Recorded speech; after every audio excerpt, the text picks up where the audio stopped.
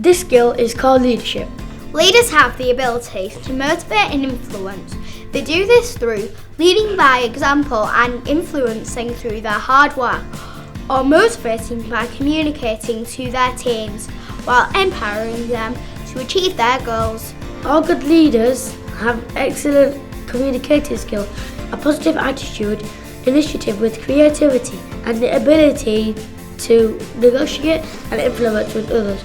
Many leaders are the main driving force in the business and the key factor to their success.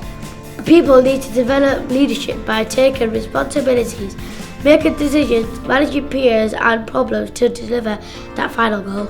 To show this, we'll be visiting Hull City Council training.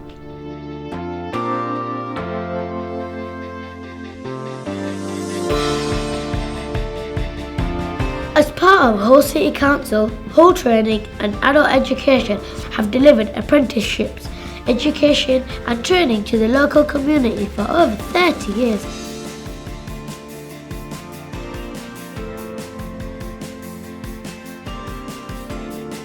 Their courses are delivered across the city at local venues and work with hundreds of local employers, large and small, to ensure that the young people they work with are equipped with the skills, knowledge and qualifications they need to progress in life and work.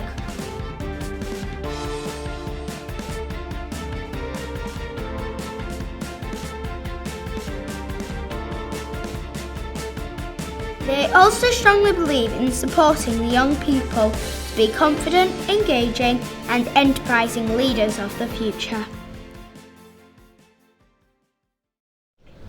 What is the name of your organisation?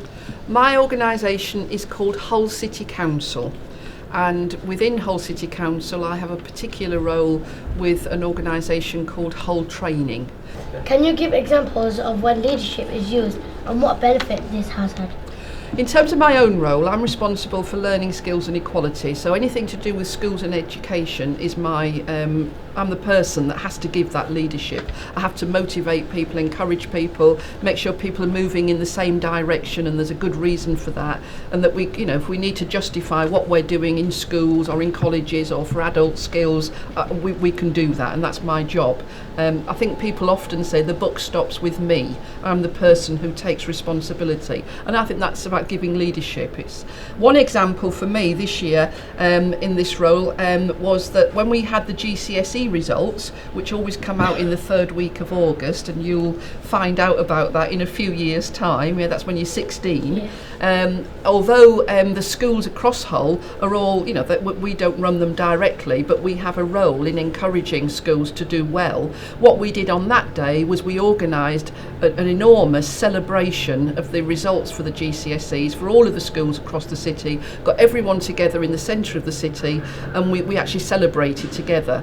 And I think that's a kind of leadership where you're getting people together to talk about how well they've done and what we can do to improve things in the future.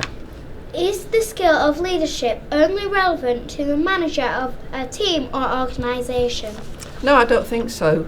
I think that the skill of leadership is important in any team, and it can be a very small team. It could be a team even where you don't actually have a manager, for instance. You could have a team of people who are all working together on a project, and you will find very often that people take leadership roles perhaps for part of that because they know they have a skill or they're particularly confident around an area, and so people often look to others to give that leadership. Thank you. Oh, thank you for asking me.